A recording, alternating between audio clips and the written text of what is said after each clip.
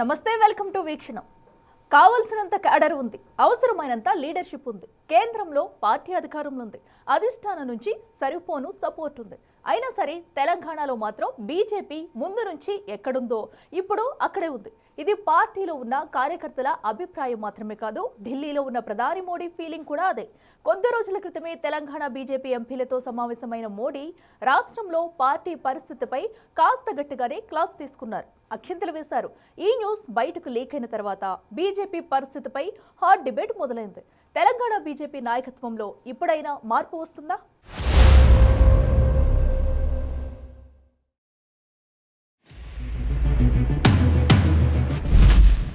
Telangana BJP sleeping మోడ్లో ఉందా? మోడీ తట్టి లేపినా లేచే పరిస్థితి లేదా? సమయం అందరి సరదా తీర్చేస్తుందంటారు.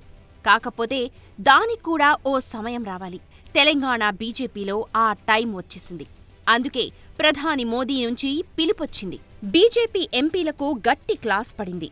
ఢిల్లీలో ప్రధాని మోదీ బీజేపీ ఎంపీలతో జరిపిన సమావేశం తెలంగాణ రాజకీయాల్లో ప్రకంపనలు సృష్టిస్తోంది. రాష్ట్రంలో పార్టీ పరిస్థితిపై మోదీ తీవ్ర అసహనం వ్యక్తం చేయడం, ఎంపీలకు గట్టిగా క్లాస్ తీసుకోవడం, ఆ వెంటనే మీటింగ్లో ఏం జరిగిందో మీడియాకు లీక్ కావడం కమలదళంలో కలకలం రేపుతోంది. తెలంగాణలో అధికారంలోకి వచ్చే అవకాశం ఉన్నా పట్టించుకోకుండా మీరేం చేస్తున్నారంటూ ఆగ్రహం వ్యక్తం చేశారన్న వార్తలొచ్చాయి. బలమైన స్థితిలో ఉన్న పార్టీని ఎందుకు కిందకు లాగేశారు? అసెంబ్లీ ఎన్నికల్లో వచ్చిన ఊపుని లోక్సభ ఎన్నికల తర్వాత ఎందుకు కొనసాగించలేకపోతున్నారు అని మోడీ నిలదీసినట్లు సమాచారం. కనీసం సోషల్ మీడియాలోనూ యాక్టివ్గా ఉండటం లేదని, మీకన్నా అసదుద్దీన్ ఓవైసీ సోషల్ మీడియాలో బెటర్గా ఉన్నారన్నట్లుగా ప్రచారం జరిగింది. 8 మంది ఎమ్మెల్యేలు, 8 మంది ఎంపీలు గెలిచాక కూడా పార్టీ సంస్థాగత నిర్మాణంపై దృష్టి పెట్టకుండా కేవలం గాలివాటంగా గెలుస్తామనుకుంటే పొరపాటని హెచ్చరించినట్లు సమాచారం. ముఖ్యంగా బీఆర్ఎస్ బలహీనపడిన వేళ ఆ స్థానాన్ని ఆక్రమించడంలో బీజేపీ విఫలమైందన్నది ప్రధాని మోదీ ప్రధాన ఆరోపణగా కనిపిస్తోంది. అసలు ఈ లీక్ వెనక ఉన్నది ఎవరనేది పక్కకు పెడితే ఈ ఘటన తెలంగాణ బీజేపీలో నెలకొన్న తీవ్రమైన అనైక్యతకు అద్దం పడుతోంది. పార్టీలో ఎవరికి వారే యమునా తీరన్నట్లుగా వ్యవహారం నడుస్తోంది అన్న విమర్శలకు ఇది బలం చేకూర్చింది. బీజేపీలో నాయకుల మధ్య సమన్వయం లేదనేది ఢిల్లీ నుంచి గల్లీ దాకా తెలిసిన విషయమే. దీనికి బోనస్గా గ్రూపులు కొన్ని, ఒక వర్గంపై మరో వర్గం అధిష్టానానికి ఫిర్యాదులు చేసుకోవడం అలవాటుగా మారింది. ఈ గ్రూప్ పాలిటిక్స్ వల్లే కింది స్థాయిలో కార్యకర్తలు అయోమయానికి గురవుతున్నారు. ఇటీవల జరిగిన పంచాయతీ ఎన్నికల ఫలితాలు కూడా బీజేపీ గ్రాఫ్ పడిపోతుందనడానికి నిదర్శనంగా నిలిచాయి. క్షేత్రస్థాయిలో పార్టీని అభిమానించే వాళ్లు బలంగా ఉన్నప్పటికీ నాయకత్వ లోపం స్పష్టంగా కనిపిస్తోంది. కాంగ్రెస్ ప్రభుత్వంపై ప్రజా వ్యతిరేకతను కానీ, బీఆర్ఎస్ పతనాన్ని కానీ తమకు అనుకూలంగా మార్చుకోవడంలో బీజేపీ పదే పదే విఫలమవుతూ వస్తోంది. ఈ పరిణామాలన్నింటినీ గమనించే ప్రధాని మోదీ గట్టిగా క్లాస్ తీసుకున్నట్లు తెలుస్తోంది. ఈ పరిస్థితులు ఇలాగే కంటిన్యూ అయితే వచ్చే ఎన్నికల్లో బీజేపీ అధికారంలోకి రావడం అటుంచితే సిట్టింగ్ సీట్లను కాపాడుకోవడం కూడా కష్టమే అనిపిస్తోంది. అందువల్ల తెలంగాణ బీజేపీ ఎంపీలు, నాయకులు మరింత యాక్టివ్గా ఉండాలని, ప్రధాన ప్రతిపక్షంగా వ్యవహరించాలని సూచించారు మోదీ. ప్రజల్లో పార్టీకి ఆదరణ ఉన్నా నాయకులు పనిచేయకపోవటంపై అసంతృప్తి వ్యక్తం చేశారు. గ్రూపు తగాదాలు వీడి ఐకమత్యంతో పనిచేయాలన్నారు. రాష్ట్రంలో పార్టీ బలపడేలా దూకుడుగా పనిచేయాలని సూచించారు. కేంద్ర ప్రభుత్వ పథకాలను ప్రజల్లోకి తీసుకువెళ్లాలని, సోషల్ మీడియాలో యాక్టివ్గా ఉండాలని, నిత్యం ప్రజలతో టచ్లో ఉండాలని హితబోధ చేశారు. తెలంగాణలో కొంతకాలంగా ఎన్నికల సమయంలో బీజేపీలో ఉన్న ఫైర్ క్రమంగా చల్లబడుతూ వస్తోంది. కొన్నేళ్ల కిందట జరిగిన గ్రేటర్ హైదరాబాద్ ఎన్నికల్లో బీజేపీ మేయర్ సీటుని కైవసం చేసుకునేంత చేరువుగా వచ్చింది. రాష్ట్రంలో ఇప్పుడు 8 మంది ఎమ్మెల్యేలు, 8 మంది ఎంపీలు ఉన్నా బీజేపీకి ఉండాల్సినంత దూకుడు లేదు, ఆ పార్టీకి రావాల్సినంత క్రేజ్ రాలేదు. అయితే అంతర్గత కుమ్ములాటలతో పార్టీ బలహీనపడుతోన్న విషయాన్ని బీజేపీ కేంద్ర నాయకత్వం గుర్తించలేకపోయింది. ఇదే సమయంలో బీజేపీతో పొత్తుకు బీఆర్ఎస్ సిద్ధపడిందని, ఈ రెండు పార్టీల మధ్య పొత్తు ఎప్పుడైనా కుదరొచ్చు అన్న ప్రచారం విస్తృతంగా సాగింది. ఈ ప్రచారం వల్ల లబ్ధి పొందాల్సిన బీజేపీ ఆ దిశగా కృషి చేయలేదు. మరోవైపు కాంగ్రెస్కు తామే ఆల్టర్నేట్ అని ప్రజలను నమ్మించే దిశగా బీఆర్ఎస్ ఎన్నో కార్యక్రమాలు చేపట్టింది. కానీ బీజేపీలో ఎన్నికలప్పుడు కనిపించిన జోష్ ఆ తరువాత కనిపించడం లేదనేది వాస్తవం. ఇప్పటికైనా ప్రధాని మోదీ హెచ్చరికలను సీరియస్గా తీసుకుని లీకుల రాజకీయాలకు స్వస్తి పలికి సమిష్టిగా పనిచేయకపోతే తెలంగాణలో బీజేపీ భవిష్యత్తు ప్రశ్నార్థకంగా మారే ప్రమాదం ఉందన్న చర్చ విస్తృతంగా సాగుతోంది.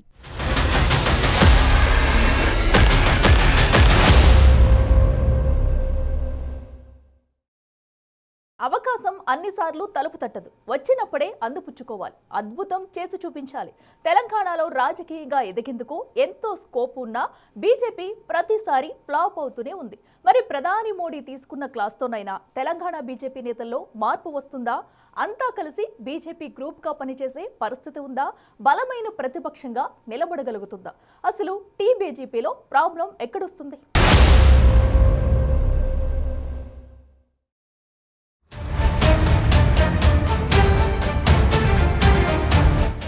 తెలంగాణలో భారతీయ జనతా పార్టీ పరిస్థితి ఎప్పుడూ ఓ అడుగు ముందుకు 10 అడుగులు వెనక్కి అన్నట్లుగానే సాగుతూ ఉంటుంది.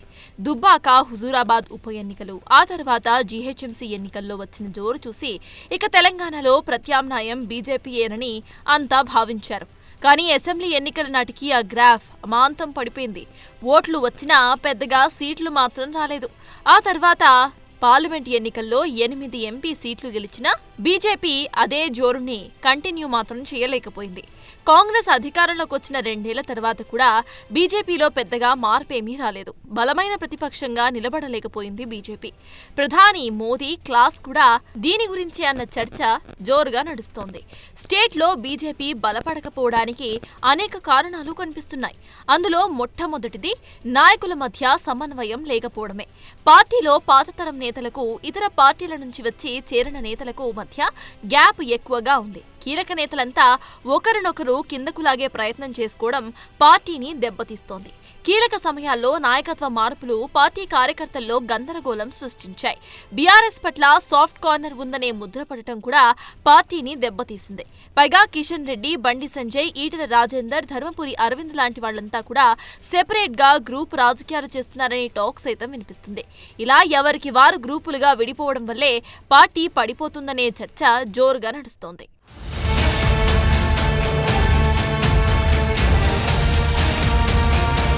బీజేపీకి క్షేత్రస్థాయిలో హిందుత్వ ఓట్ బ్యాంక్ మోదీ చరిష్మా పనిచేస్తున్నా రాష్ట్ర స్థాయిలో మాత్రం క్యాడర్ని సరైన రీతిలో ముందుకు నడిపించే కమాండర్ లేరనే అభిప్రాయాలు ఉన్నాయి.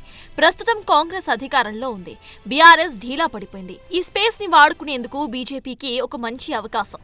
కానీ ప్రజా సమస్యలపై మీద పోరాడాలంటే బీజేపీ ఈ విషయంలో మాత్రం వెనుకబడుతూ వస్తోంది. కేవలం భావోద్వేగ అంశాలు మాత్రమే కాకుండా జనం పడే ఇబ్బందులపైన బీజేపీ స్టాండ్ తీసుకొని గట్టిగా నిలబడాల్సిన అవసరం ఉంటుంది. ప్రభుత్వ వ్యతిరేక ఓటు బీఆర్ఎస్ కు కాకుండా తమకు వచ్చేలా చేసుకోవడమే బీజేపీ ముందున్న పెద్ద సవాలు. కానీ నివురుగప్పిన నిప్పుల పార్టీలో ఉన్న అంతర్గత కుమ్ములాటలు పార్టీని దెబ్బతీస్తున్నాయి. గ్రేటర్ హైదరాబాద్ లో పార్టీ బలంగా ఉండేది. ఏ ఎన్నికలు జరిగినా గట్టి పోటీ కనిపించేది. కానీ జూబ్లీహిల్స్ ఉప ఎన్నికల్లో బీజేపీ అభ్యర్థి ఏకంగా డిపాజిట్లు కోల్పోయారు. దాంతో కేంద్ర నాయకత్వానికి తత్వం బోధపడినట్లు కనిపిస్తోంది.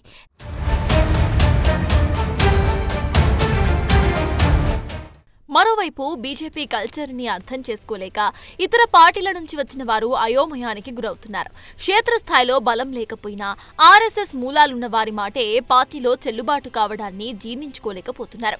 పార్టీ వ్యవహారాలను పర్యవేక్షించే కేంద్ర నాయకులు కూడా స్థానిక పరిస్థితులను అర్థం చేసుకోకపోవడంలో ఫెయిల్ అయ్యారు.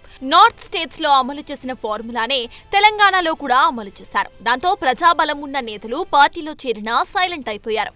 లోక్సభ ఎన్నికల తర్వాత జరిగిన జరుగుతున్న ఏ ఎన్నికల్లోనూ బీజేపీ తన పట్టును ప్రదర్శించలేకపోయింది. తాజాగా జరిగిన సర్పంచ్ ఎన్నికల్లో కూడా ఎంపీ, ఎమ్మెల్యేలు ప్రాతినిధ్యం వహిస్తున్న నియోజకవర్గాల్లోనూ పార్టీ పనితీరు పేలవంగా ఉండటం ఆశ్చర్యాన్ని కలిగిస్తోంది.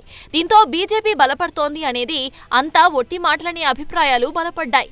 అసెంబ్లీ, పార్లమెంట్ ఎన్నికల తర్వాత పార్టీని బలోపేతం చేసేందుకు పెద్దగా ప్రయత్నాలు చేసిన దాఖలాలు కూడా లేవు. నిజానికి తెలంగాణలో బీజేపీ బలపడేందుకు ఇప్పుడు మంచి అవకాశం వచ్చింది. దీనిని హైకమాండ్ పసిగట్టింది. అందుకే ప్రధాని మోదీ వెంటనే బీజేపీ ఎంపీలకు సీరియస్ క్లాసే తీసుకున్నారు. బీఆర్ఎస్ ని ఇరుకున పెట్టి బలమైన ప్రతిపక్షంగా ఎదగడానికి బీజేపీకి ఇదొక సూపర్ ఛాన్స్. అందుకోసమే గ్రూప్ పాలిటిక్స్ పక్కన పెట్టేసి ప్రజల్లోకి వెళ్లాలని ఎంపీలకు సూచనలు జారీ చేశారు ప్రధానమంత్రి.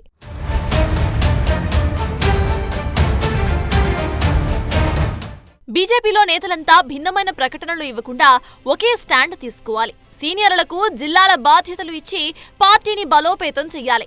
ఇతర పార్టీల నుంచి అసంతృప్తి నేతలను చేర్చుకోవడంలో వేగం పెంచాలి. తెలంగాణలో బీజేపీకి ఉన్న అతి పెద్ద ప్లస్ పాయింట్ ప్రధాని మోదీ ఇమేజ్. కానీ అన్నిసార్లు ఆయన చరిష్మా మీదే ఎన్నికల్లో నెట్టుకు రావడం కష్టమే. అందువల్ల బీజేపీ నేతలు తమ మధ్య ఉన్న విభేదాలను పక్కన పెట్టేసి ప్రజలతో మమేకం కాకపోతే మోదీ, అమిత్ షా, జేపీ నడ్డా, బిఎల్ సంతోష్ లాంటి అగ్రనేతలు ఎన్ని క్లాసులు తీసుకున్నా రిజల్ట్ మాత్రం జీరోనే. 2029 ఎన్నికలే లక్ష్యంగా ఇప్పటి నుంచే గ్రౌండ్ వర్క్ స్టార్ట్ చేయకపోతే తెలంగాణలో బీజేపీ ఇప్పుడు ఎక్కడ ఉందో అప్పటికి కూడా అక్కడే ఉంటుందనేది మాత్రం గ్యారంటీ.